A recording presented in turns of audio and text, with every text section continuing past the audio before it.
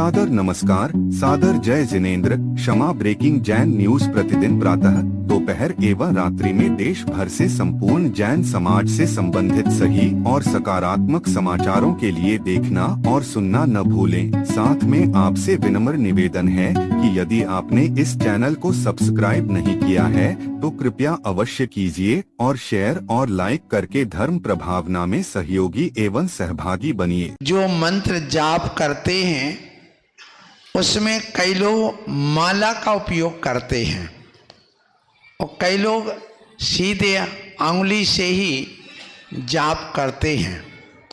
तो आज माला से जाप करने का प्रभाव क्या होता है और माला जाप कहाँ बैठ करके करना है, इस बात को हम आपके बीच में रख रहे हैं। तो सुनिए, सबसे पहले यहाँ पर कहा गया कि मंत्र जाप करने वाले यदि चंदन, तुलसी, सोना, चांदी, मूंगा, माणिक, पन्ना आदि की मणियों से जाप करते हैं तो उनमें यदि मोती से जाप की जाती है, मोती सफेद रंग का आता है, मोती की माला आप लोग पहनते हैं, तो मोती यदि है सीप का मोती, उसको जाप करने से रोग की शांति, भूत पिशाच का उपद्रव दूर होता है। जब स्वर्ण की माला से जाप करते हैं तो उससे भी भूत पिशाच और रोग आदि व्याधियां दूर होती हैं। जब व्यक्ति यहाँ पर माला लेकर के, कौन सी एक माला बनती है, आंवला होता, आंवले के अंदर एक गुठली निकलती है, उस गुठली की माला भी बनाई जा सकती है कमल गट्टे की तरह छेद करके। तो जो व्यक्ति अंगुलियों से जाप करता है और एक व्यक्ति यहां माला से जाप कर रहा है, तो यदि आंवले की माला से जाप करता है तो भी अच्छा माना गया है। लौंग की माला भी बनती है, जब लोग पंच कल्याणक प्रतिष्ठा वगैरह होती है तब लौंग रख करके या लौंग की माला ले करके जाप किया जाता है। तो बताया गया कि आंवले की जो आप लोग बनी हुई उस की माला से जाप करते हैं, उससे जो फल मिलता है इस होती है सफेद रंग की, लेकिन कांच की ना हो। इस फटिक मणि की माला से जाप करने से 10,000 गुना अधिक फल मिलता है। मोती की माला करने से लाख गुना अधिक फल मिलता है।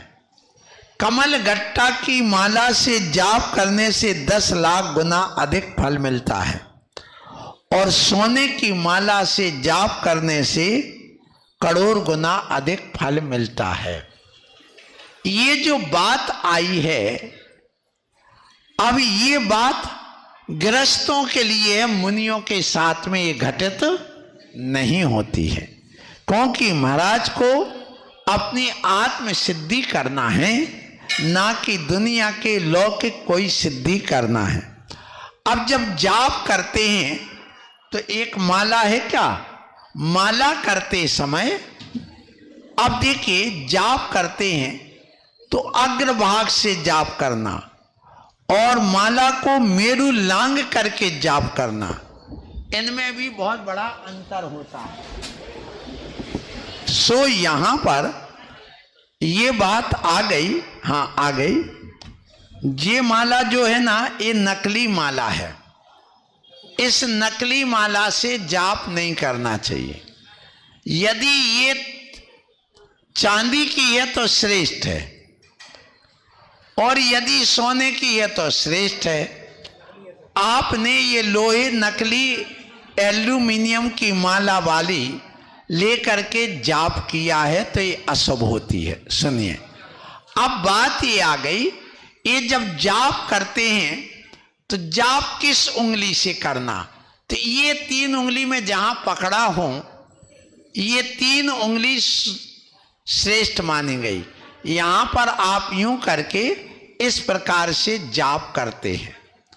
अब इसमें भी ये ध्यान रखना, जब उंगली से जाप करेंगे माला के बिना तो उसका फल अलग होगा। अभी सिर्फ ये बात चल रही है कि जाप करते हैं तो इस ढंग से जाप बताई। अब ये जाप करते समय हमारे अंदर यदि ध्यान रखना व्याकुल चित्त है, चित्त में आकुलता व्याकुलता है, तो वह जाप भी फलदायी नहीं होती है। फिर सुनिए, अब जाप करते समय मान लो हम यहां जाप करते करते यहां आ गए मेरू पर्वत के पास में, ये मेरू कहलाता है। इसमें 3 ये डली बनी रहती हैं। ये मेरू का उल्लंघन कभी नहीं करना चाहिए। कहाँ गई वो माला? लाए थे ना चांदी वाली एक और है। अब देखो एक माला और आई है, ये भी चांदी की है। अब ये जो माला होती है ये पोली है, इसमें कोई वजन नहीं है। तो वो पोली माला दाने की वो भी नहीं होना चाहिए, ठोस होना चाहिए। या तो इसमें चपड़ा भर दो, चपड़ा जानते ना, वो भरा हो, या फिर ये पूरी लोहे की ठोस होना चाहिए। ऐसी माला जो होती है वो अपने आप में होती है। तो यहाँ पर जो मेरू पर्वत है ये कहलाता। अब जबते जबते हम इस मेरू के पास आ गए तो अब इसका उल्लंघन नहीं करना चाहिए। उल्लंघन का अर्थ यहां से बढ़ करके यहां चले गए तो गलत हो गया। या तो आप मेरू पर चढ़िए, मेरू पर चढ़ने का अर्थ क्या हो गया कि सम्यक दर्शनाय नमः, सम्यक ज्ञानाय नमः और सम्यक, यहां तक ये माला पूरी हो गई। अब पुनः फिर करिए सम्यक दर्शनाय नमः, सम्यक ज्ञानाय नमः और सम्यक, अब पुनः यहां प्रारंभ करिए तो एक माला आपकी पूरी हो गई। यदि आप सुनिए ये लंघन करना नहीं चाहते, इसको पुनः मान लो 10 माला करना है लगातार, अब आप यहां से पुनः लौट जाइए। पुनः क्या करना, इसको लांघिए मत। लांघना है तो सम्यक दर्शन, सम्यक ज्ञान, सम्यक चारित्र करके पुनः बढ़ करके फिर आगे बढ़िए। और यदि आपकी यहां पर माला पूर्ण हो गई है तो आप इसको पलट के वहीं से लौट जाइए पुनः सम्यक। फिर ओम ह्रीम नमः, ओम ह्रीम नमः, ओम ह्रीम नमः, ओम ह्रीम नमः, ये करते करते करते करते करते आप यहां आ गए। पुनः आप यहां आ गए तो आप सम्यक दर्शनाय, सम्यक ज्ञानाय, सम्यक चारित्राय नमः, पुनः सम्यक दर्शन, सम्यक ज्ञानाय, फिर आगे बढ़ो। और यदि नहीं बढ़ते हैं और आपको ये सम्यक दर्शनाय नमः पुनः नहीं करते हैं तो आप यहीं से पुनः लौटिए। ये आपको समझ में आ गया। कभी भी मेरू का उल्लंघन नहीं करना चाहिए। अब सुनिए, माला जपते समय आपको किस चीज का और ध्यान रखना चाहिए? तो पूर्ण आस्था पूर्वक मंत्र जाप करना चाहिए। और जब भी मंत्र आप करते, आप गृहस्थ हैं इसलिए, तो इस माला को करने के पहले आप अपने उद्देश्य बनाइए। भगवान, मैं यह माला कर रहा हूं, मैं आपके इस मंत्र का जाप कर रहा हूं, पूर्ण आस्था से मेरे कार्य की सिद्धि हो। जैसे आप चाहते हैं मैं स्वस्थ हो जाऊं, तो भगवान मेरे इस असाता वेदनी कर्म का क्षय हो, ये करना। आप दुकान करते हैं तो भगवान हमारे जो लाभांतराय कर्म का विघ्न दे रहा है वह दूर हो, ये सोच करके जाप करिए। तो हमने कर्म को क्षय करने का किया है, और जब लाभांतराय कर्म का क्षय होगा उस लाभांतराय कर्म का क्षयोपशम होगा तो हमारा काम बन जाएगा। तो ये सोच करके वो उस उद्देश्य से भी जाप की जाती है। और यदि आप और अन्य कोई उद्देश्य से करते हैं तो उस उद्देश्य को पहले रखिए। जैसे मान लो आपको कहा आपके बेटे की शादी नहीं हो रही, तो कह दिया भैया ठीक है, ओम ह्रीम हम साह, इसकी रोज को 11-11 माला करो, 1 महीने तक, लगभग 21 दिन तक निरंतर करिए, समझना। अब आप उसको करते हैं जब, तो बैठने के पहले आप मन में भावना भाएं कि हमारे इस कार्य की सिद्धि हो जाए, तब वह उस कार्य की सिद्धि में फलदायी ज्यादा होता है। आप अकेले बैठ गए माला लेकर के तो उसका उतना फल उस क्षेत्र में नहीं मिल पाता है। फिर बात आती है कि शुद्धि पूर्वक जाप करना चाहिए। अब शुद्धि कौन सी, तो ये बताया गया जाप करते समय 8 प्रकार की शुद्धि होना चाहिए। सबसे पहले बताई गई द्रव्य शुद्धि।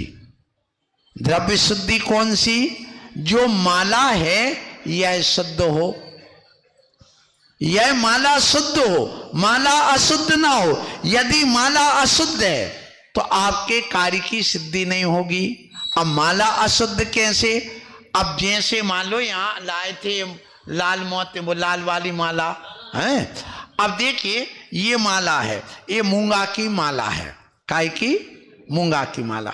अब ये मूंगा का जो आकार है बिल्कुल गोल है, अच्छा है, इसमें कोई दोष नहीं।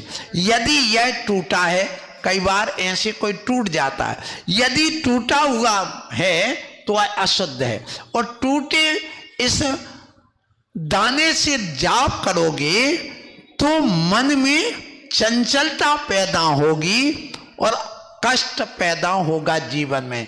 इसलिए टूटी माला से, टूटी दाने से कभी माला नहीं करना। फिर कहा गया, अब कई बार क्या होता है, इनमें कई गड्ढे गड्ढे होते हैं मोतियों में।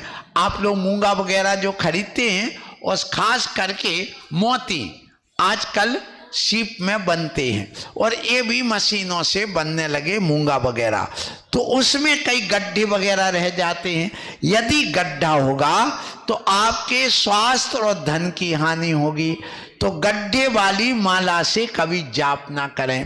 फिर बताया गया चोंचदार, जैसे आपके गेहूं का दाना होता है, जवा का दाना होता, ऐसे आप लोग जो चांदी सोने आदि के जो बना लेते हैं, ये लंबे लंबे चोंचदार, वो पहनते वो भी गलत है, और जाप करते वो भी गलत है। यदि चोंचदार होगा तो तुम्हारे पुत्र को और वंश में जितने भी नाती पोते हैं उनको कष्ट और उनकी हानि होगी। इसलिए ऐसे मोती यदि हैं तो आपकी माला शुद्ध नहीं है। फिर कहा गया यदि वह चपटा है, कैसा, जैसे मसूर का दाना होता है, ऐसा गोल नहीं है, चपटा है मसूर के दाने के समान, तो कहा गया कि वह चिंता वर्धक होता, उसके लिए हमेशा चिंता बनी रहेगी। और फिर कहा अब रेखादार, रेखादार का वो डिजाइन बना देते हैं ऐसी लहरदार, उठा करके सोने चांदी के देखना जो आप लोग पहनते हैं, ऐसा यदि है तो ऐश्वर्य और यश का नाश होता। माने वो कितना भी अच्छा काम करेगा उसका दुनिया में कभी यश नहीं फैलेगा, ये विशेषता हो जाती उसमें। फिर कहा कभी कभी ऐसा लगता कि 2 दाने एक साथ जोड़ करके 2 मोती एक साथ जुड़े हुए, ऐसा यदि है तो वह हृदय घातक होता है और भय कारक होता है, इसलिए ऐसा भी ना हो। फिर कहा गया ये रेशेदार लहरदार हो गया।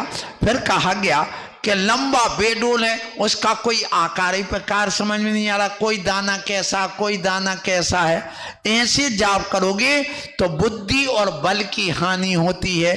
फिर यदि उसमें कोई कांति नहीं, चमकदार नहीं है, जैसे ये बिल्कुल चमक रहा है, अब देखो इसमें एक में ये काला पड़ गया, देखो आप देखिए इस मोती को, एक काला हो गया, ये आभाहीन हो गया। अब ऐसी माला से जाप करोगे तो आपके व्यापार की हानि होती चली जाएगी। धन चोरी जाने लगेगा, आपके शरीर की कांति कम होने लगेगी, ये बताया गया। फिर कहा गया कि तिकोने 3 कोण वाले मोती से कभी जाप नहीं करना। मूंगा वगैरह के तिकोने आते हैं उनसे, और चतुष्कोणे इनसे नहीं करना। यदि तिकोना है तो ध्यान रखना जो अपने शरीर में बल है वो कम होता है और वह नपुंसकता की ओर बढ़ता है, उसके विचार ऐसे होंगे। और यदि चतुष्कोणे होंगे तो पत्नी बीमार पड़ेगी और वो आपसे असंतुष्ट रहेगी हमेशा, तो ऐसे भी नहीं होना चाहिए। फिर कहा गया कि जो भूरे तांबे आदि अनेक प्रकार के रंग बिरंगे आप ला करके कर लेते हैं, कहाँ गए हमारे भैया जी, सुनो, तो ऐसे में पत्नी का हमेशा स्वास्थ्य बिगड़ा रहेगा, इसलिए ऐसा भी नहीं। और परिवार में भी कोई ना कोई बीमार बना रहेगा। तो माला से जाप तो करते हो, लेकिन इन मालाओं में जाप करने में बहुत सावधानी रखना पड़ती है। सो इसलिए कहा गया सबसे अच्छा काय से, हाथ से कर लो करमाला, या फिर आप अच्छी चांदी की माला लाइए, आप अच्छे ढंग से आप रत्न की माला लाइए, लेकिन नकली फकली नहीं, अच्छी लाना। फिर कहा गया कि अब इन रत्नों की पहचान भी होती है। मोती की पहचान क्या है, माणिक की पहचान क्या है, पन्ना की क्या है, पुखराज की क्या है, हीरे की क्या है, ये अपनी बात में बात आएगी। अभी चल रही 8 प्रकार की शुद्धि मंत्र जाप करते समय होना चाहिए। पहले हो गई द्रव्य शुद्धि। द्रव्य शुद्धि का अर्थ माला शुद्ध हो, हमारा शरीर शुद्ध हो, हमारे वस्त्र शुद्ध हो। अब वस्त्र शुद्ध कैसे हो ये भी ध्यान रखिए, वस्त्र खटे फटे ना हो, वस्त्र गंदे ना हो, ये भी ध्यान रखना। और वस्त्र जो हैं, आप जिस वस्त्र को लेके वे काले ना हो, नीले ना हो, चितकबरे ना हो, ये भी ध्यान रखना। चितकबरे वस्त्र पहन करके नहीं। अब जैसे वो दादी है, वो पहने साड़ी, वो लाल भी है, हरा भी है, पीला है, ऐसे साड़ी पहन करके जाप नहीं किया जा। ये उनके लिए हैं जो मंत्र सिद्धि और आत्म सिद्धि करना चाहते, उनकी बात चल रही है यहां पर। अब इसलिए कहा गया मंदिर आओ, सफेद साफ सुथरे कपड़े पहन के आओ। सो जब जाप करने बैठो, पीला वस्त्र हो, गुलाबी वस्त्र हो, लाल वस्त्र हो, सफेद वस्त्र हो। तो इसलिए कहते बार बार आप भैया जब भी मंदिर आओ, महाराज हमें छेड़ते रहते काले वस्त्र पहन के मत आओ, ये चितकबरे वस्त्र पहन के मत आओ। तो क्यों कहते? आप पूजा भी करोगे उसमें भी यही फल बताया, आप यहां पर जाप करोगे तो ये भी फल बताया। तो सबसे अच्छा क्या है कि आप पीले वस्त्र पहनिए। अब पीले वस्त्र में वहीं पीला थोड़ा कम पीला, कोई धारी सफेद आ गई, वो दोष नहीं है, वो निर्दोष है। इसलिए आप लोगों को इन सब चीजों का ग्रस्त हैं। आप चाहते कि हम जीवन हमारा अच्छा रहे, परिवार स्वस्थ रहे, धन धान्य बना रहे, तो इन चीजों का भी ध्यान रखना चाहिए। फिर कहा गया कि जाप करते समय सुनो, जब यदि आप अपनी आसनी जब भी जाप करने बैठो, अपने साथ में एक कपड़ा लेके आओ, सफेद कपड़ा लाइए अथवा लाल कपड़ा लाइए अथवा आप पीला कपड़ा लाइए, बिछाइए, उस पर बैठिए। तो जब आप वहां बैठते हैं तो अब क्षेत्र शुद्धि आ जाएगी। कौन सी? क्षेत्र शुद्धि। तो क्षेत्र शुद्धि, जिस स्थान पर आप बैठे हैं उस स्थान में मलमूत्र नहीं होना चाहिए, उस स्थान पर कोई मृत जीव नहीं होना चाहिए, उस स्थान पर गंदगी नहीं होना चाहिए। साफ सुथरा, कुत्ता भी बैठता तो झाड़ करके बैठता है और तुम ऐसे ही बैठ जाते हो। फिर जब वहां जब जाप करते हैं, उस जाप करते समय ध्यान रखना, जब आप जिस स्थान पर बैठे हैं उस स्थान के नीचे चटाई है, अब आप लकड़ी पे बैठ जाओ, बांस के डंडे पे बैठ जाओ और जाप करने लगो। तो क्या कह रहे हैं, जो व्यक्ति ये लकड़ी बांस वगैरह की वो पंचट वगैरह बना करके जो चटाई लगा देते हैं, उस पर जाके बैठोगे दरिद्रता आएगी। इसलिए गृहस्थ पार्टी पर बैठ के जाप नहीं करेगा। यदि करता है ब्रह्मचारी हो या दीदी वगैरह, तो वो उस पर अपना एक कपड़ा लाएं और बिछा लें, फिर बैठे। फिर देखो जो घास की चटाई पर बैठता, घास वाली चटाई जिन पे साधु बैठते हैं, तुम्हें दरिद्री बनना हो, बिल्कुल नंगा भिखमंगा बनना हो, तो उस पर बैठो। हाँ, हमारे जैसे बिल्कुल कंगाल बनना हो और तुम्हें घर में रह के कंगाल अच्छा नहीं। साधु के लिए कंगाली मजेदार है, लेकिन गृहस्थ के लिए कंगाली मजेदार नहीं है। तो कहा जब आप घास की चटाई पर बैठ करके जाप करोगे, आपका अपयश फैलेगा, आपका कोई प्रभाव नहीं पड़ेगा। ये ध्यान रखना, समाज के ऊपर, परिवार के ऊपर। फिर कहा गया पत्ते पर बैठ गए, आप कोई भी पत्ते लिए और उसी पर बैठ गया, तो उससे बुद्धि भ्रम होता है। और चमड़े आदि की वस्तु पे, कई लोग तो जूते ही पे बैठ के जाप करने लग जाते, मंत्र जाप, जूता पहने कर। तो जो जूता पहने करते उनकी बुद्धि नष्ट होगी, पक्की बात है। फिर कहा गया पाषाण पे डायरेक्ट, ये पत्थर लगे ना मार्बल वगैरह, आप आए और धच्चे से बैठ गए उसी पे, वो करने लगे जाप।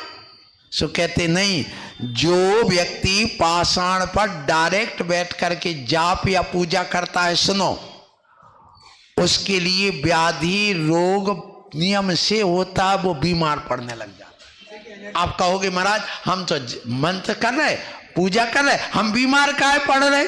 तो कहते हैं आपको नहीं, अब जो प्लास्टिक पहले नहीं थी, लेकिन आज प्लास्टिक आ गई।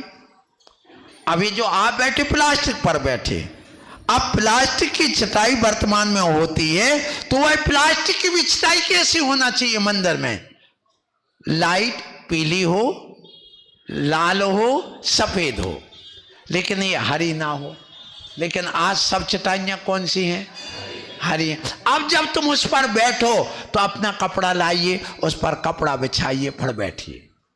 यदि मिट्टी की जमीन है तो आप उस पर बैठ करके जाप करते हैं, तो बताया गया है कि यदि मिट्टी भूमि पर बैठ करके होती तो आप हमेशा दुखी बने रहेंगे। हाँ, दुखी बने रहेंगे।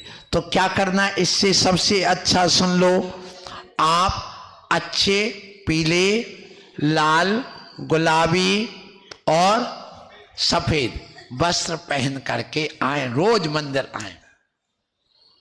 और फिर इसके बाद साथ में श्वेतांबरों से शिक्षा लो। और ये जो अपने जैन समाज में ही तारण समाज वाले कहलाते हैं, वे अपने सब हैं, कोई अलग नहीं, उनसे शिक्षा लो। वे जब भी मंदिर जाएंगे जाप आदि करने, वे अपने साथ में एक जिनवाणी ले जाएंगे, एक आसनी ले जाएंगे, उसको बिछाएंगे, फिर बैठेंगे, फिर जाप करते हैं। ये ध्यान रखिए। श्वेतांबर कभी भी एक मुंह पर पट्टी लगाने के लिए और एक पीछे मार्जन के लिए श्रावक भी लेकर के जाता है, और सामयिक के समय बस पट्टी बांध ली, उससे साफ कर ली, अपनी आसनी बिछा ली, और सामने एक डोलची रख करके उसमें जिनवाणी वगैरह रख ली। क्या तुम लोग ऐसा करते हो? नहीं करते। तो ये करना सीखो। ये बताए इसलिए जा रहा है क्योंकि प्रवचन तो रोज होते हैं। अब जब प्रसंग यहाँ पर जाप माला मंत्र का आया है, तो हमने कहा इसको पूरा कर दिया जाए, ग्रंथ तो आगे होता जाएगा। फिर सुनिए, ये जो शुद्धि की बात चल रही है, तो दो शुद्धि हो गई, द्रव्य शुद्धि और क्षेत्र शुद्धि। अब क्षेत्र शुद्धि में अब आता है काल शुद्धि। कौन सी? काल शुद्धि। यदि उल्कापात हो गया, बहुत शोरगुल हो गया, आग लग गई, राजा का मरण हो गया है, अथवा कोई घर में मरण हो गया है, उस समय आप जाप, जो आपने जाप गिनती का सिद्धि के लिए वो नहीं करें, साजी नमोकार मंत्र जपते रहे, उसको आप मंत्र जाप की गिनती में स्वीकार ना करें। तो अब वो काल शुद्धि नहीं है। उस समय जैसे कोई सूतक पातक हो गया, शारीरिक अशुद्धि हो गई उस समय, अथवा जो भी आपके ऐसे अशुभ कार्य घटित हो गए घर में, उस समय आपके काल शुद्धि नहीं है। इसलिए इस काल शुद्धि का भी ध्यान रखना चाहिए। और जब कोई भी मंत्र जाप आप किसी सिद्धि के लिए करते तो शुभ मुहूर्त में करना चाहिए। फिर आता है आसन सिद्धि। तो आसन सिद्धि क्या है? जो हमने बताया आपको, आसन कैसा होना चाहिए, दिशा कैसी होना चाहिए, पूर्व दिशा में या उत्तर दिशा में मुख करके ही जाप करना चाहिए। कब? जब घर में बैठे हों और गुरु के सामने ना हो। यदि भगवान के सामने हैं या गुरु के सामने आप बैठ करके जाप करते हैं तो आप दिशा नहीं देखना। गुरु के सामने और प्रभु के सामने दिशा नहीं देखी जाती है। क्यों? क्योंकि गुरु हमारे सूर्य हैं और भगवान भी हमारे करोड़ों सूर्य के बराबर हैं। तो जिस तरफ गुरु हैं, जिस तरफ भगवान की प्रतिमा है, वही हमारे लिए पूर्व दिशा है। इसलिए कि पूर्व दिशा में जहां से सूर्य उगता है तो वह शुभ मानी गई। तो हमारे लिए भगवान की प्रतिमा या गुरु का जो वहां पर आसन लगा हुआ है, उस पर जो बैठे हुए, वो ही हमारे लिए पूर्व दिशा हो जाती है। इसलिए गुरु और प्रभु के सामने दिशा नहीं देखी जाती है। फिर इसके बाद में आती है कि आप बैठ करके कर रहे हो कि खड़े होकर के कर रहे हैं। ये आसन शुद्धि के अंतर्गत आता है। बार बार आसन को नहीं बदलना चाहिए। फिर आती है पांचवी शुद्धि, विनय शुद्धि। कसाय से रहित, आलस्य रहित और उत्साह पूर्वक, शालीनता पूर्वक, शिष्टाचार का पालन करते हुए और आप बड़े हाथ जोड़ करके, तीन आवर्त करके, शरीर को एकदम कड़क ना बना करके, एकदम ढीला ना छोड़ करके बैठना, ये सब विनय शुद्धि के अंतर्गत आ जाती है। फिर आती है मन शुद्धि, वचन शुद्धि और काय शुद्धि। मन शुद्धि क्या है? मन में सच्ची श्रद्धा और पवित्र भावना, भाव में स्थिरता, अंतरंग में उत्साह हो, ये मन शुद्धि है।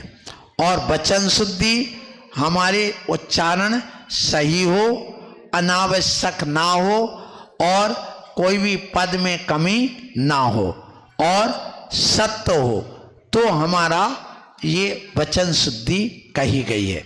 अदवा तदवा वहाँ जाप करते समय बात ना करें और मौन हो करके करना और मंत्र का सही जाप करना, ये भी वचन शुद्धि। काय शुद्धि का अर्थ आप निरोगी काया हो, मलमूत्र आदि विसर्जन करके आए हो, कोई बाधा ना हो और बैठ करके अच्छे ढंग से आप शरीर को एक जगह स्थिर करके जाप करें, तो ये अपने काय शुद्धि के अंतर्गत आता है। ऐसी जाप हमारे लिए करने के लिए आगम में विधान किया गया है। सो आज अपना समय हो गया है। अब बात इतनी आ गई है कि ये जाप करते समय हमारे लिए ये जो रत्न आदि का उपयोग करने के बाद जो व्यक्ति जाप करने बैठे हैं, वे व्यक्ति अपने अंगुलियों का उपयोग करें तो कैसे करें, ये बात यहाँ पर हम कल समझेंगे। और माला फेरते समय आपको ये भी ध्यान रखना है कि मन की, वचन के और काय के 32 दोष होते हैं, एक दो नहीं, 10, मन के 10, वचन के 10 और काय के 12। जब जाप करते हैं तो मन, वचन, काय कैसे होना चाहिए, इन दोषों से रहित, इस बात को भी हम कल कहेंगे। बोलो महावीर भगवान के। Kshama breaking Jain news YouTube channel पर विज्ञापन देकर धर्म प्रभावना में बने सहभागी। विज्ञापन देने हेतु संपर्क कीजिए मोबाइल नंबर 9026900740 एवं समाचार एवं वीडियो भेजने हेतु WhatsApp number 9335236222। Kshama breaking Jain news YouTube channel देखने के लिए आपको बहुत बहुत धन्यवाद। सादर प्रणाम, सादर जय जिनेंद्र।